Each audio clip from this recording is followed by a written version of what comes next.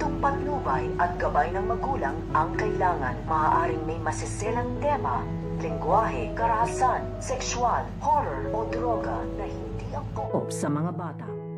Isasagawa na nito nga ni Ninang ang pinag-uutos nga sa kanya nito nga ni Moira na iligpit na nga dito ang nag-iisang testigo dito nga daw sa kanyang kaso upang makalaya na nga dito ng tuluyan ito nga si Moira, dahil habang nabubuhay nga daw dito ito nga daw testigo na nagdadawit nga daw sa kanya dito nga daw sa mga kaso ay hindi nga daw ito makakalaya at magbabayad nga ng malaking halaga ito nga si Moira dito nga kay Ninang. Kaya nga ito nga si Ninang ay tinawagan na nga dito ang kanyang mga contact dito nga sa labas upang hanapin na nga dito ito nga si Dax at iligpit na nga daw ito. Kaya nga ito nga mga tauhan ito nga ni Ninang ay agad-agad nga nila ditong hinanap ito nga si Dax at matatagpuan naman nila dito kung nasan nga ito nga si Dax at dito na nga nila isasagawa ang kanilang binabalak na pagpaslang dito nga kay Dax. Kaya nga ito nga si Dax ay mga nganib nga dito ang kanyang buhay at magkakaroon nga ng matinding tensyon.